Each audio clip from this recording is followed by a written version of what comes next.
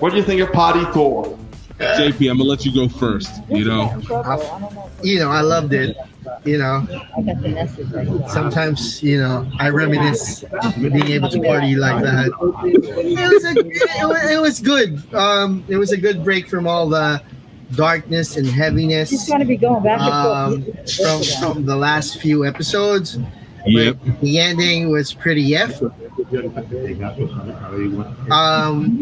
guess we'll be seeing more of them in the last episode of What If. You're right.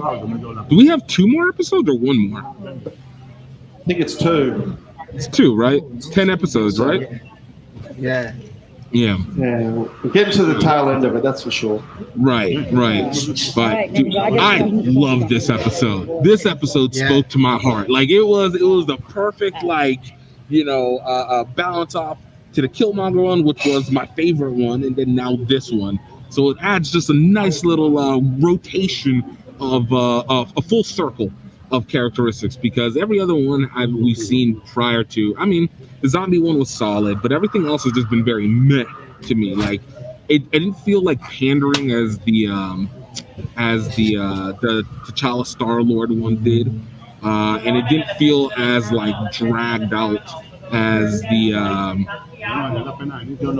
even as the Doctor Strange one, which was interesting, but it still didn't really catch me. But this one I was like, yes, like we're gonna bring all the people out, at least make it make sense. And it made sense, and it didn't feel like anything, it didn't feel rushed for me. It felt like they actually provided all the elements that were needed to be able to make this go. And it also established how much more I don't like Captain Marvel. Like, what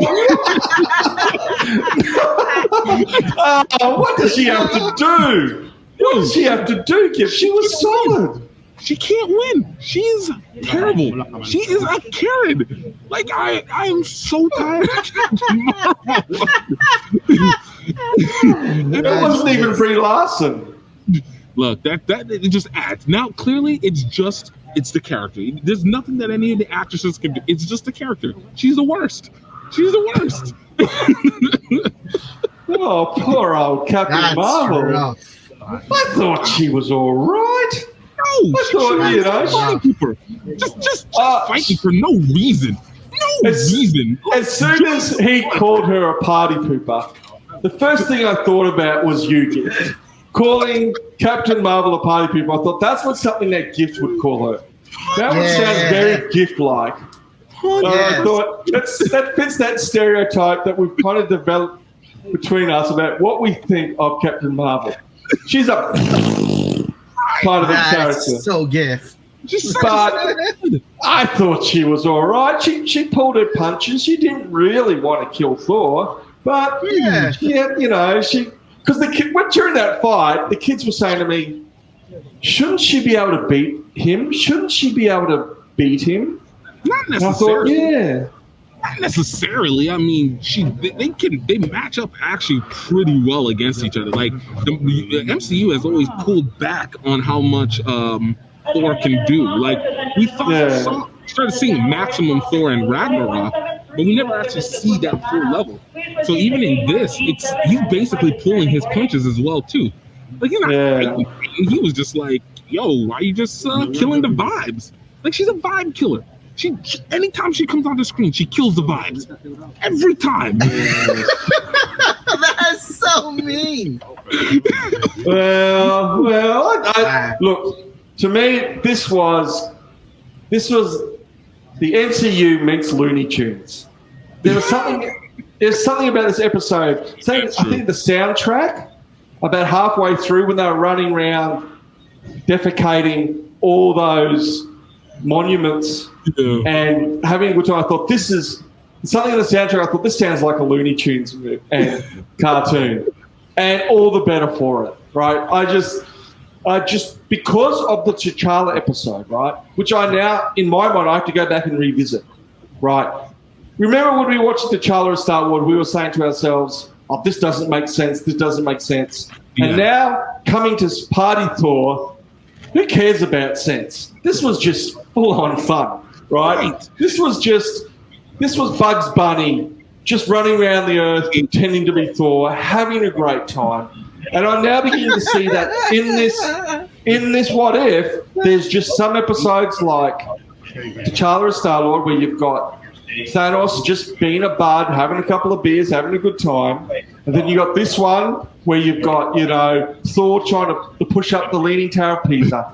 And it's all just part of this kind of, up one end you've got these crazy Looney Tunes, funny, make no sense, but having a great time shows like this one and T'Challa. Right. And then down the other end you've got the Doctor Strange one and stuff like that. And I'm beginning to see now, okay, I'm kind of getting that there's just a lot of fun to be had here, a lot of leeway for these to be in different genres.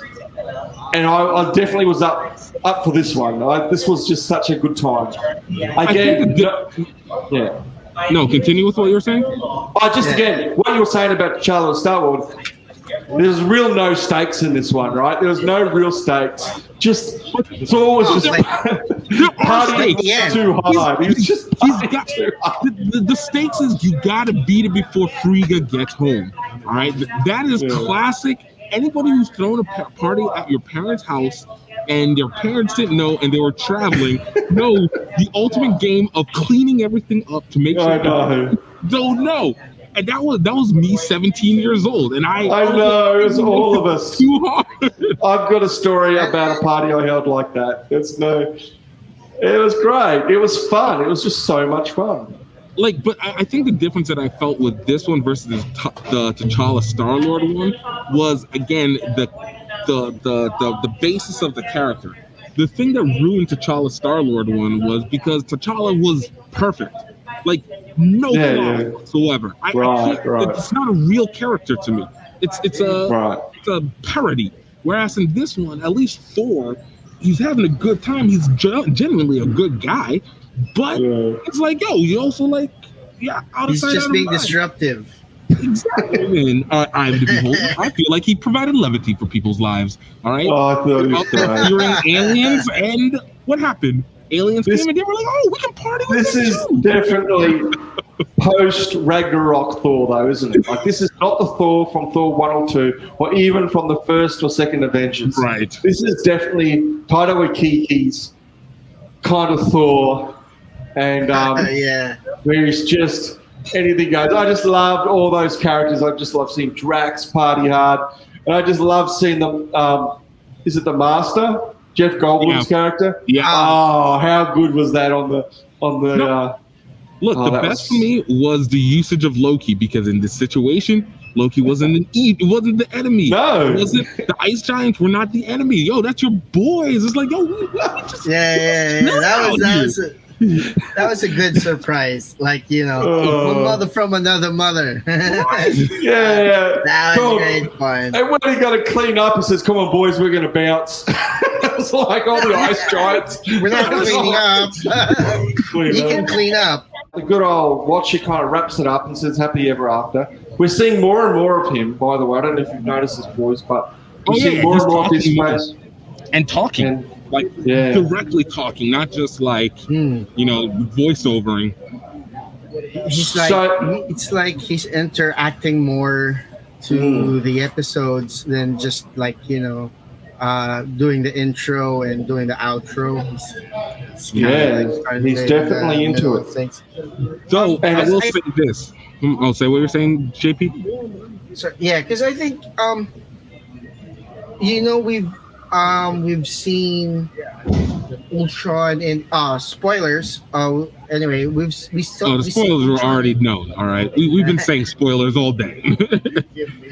We see Ultron in the end. Right. Is that Ultron? Yeah, that's Ultron with the Vision body and all the gems, all the Infinity Stones. I think there's going to be an episode with Infinite Ultron or Ultron Infinite. So I think in the last episode, everything's going to be tied together. Right. Hopefully. But before we go into that, I wanted to finish on the Watcher. I could also tell that that Party Thor episode was supposed to be where that Doctor Strange one is, because I can almost sense the fact that we're supposed to see a gradual increase of the Watcher talking more and more to us, where it would have been great to culminate that in with Dark Strange. You know, Doctor Strange, him actually interacting with the world, as opposed to now what we had is him interact and then kind of bounce back out again. And I would assume that 9 and 10 will see him more and more interactive within that world. But let's remind our friends to please click on the subscribe button and hit that notification bell so you know when we have new videos out. subscribe. Die. Oh, die.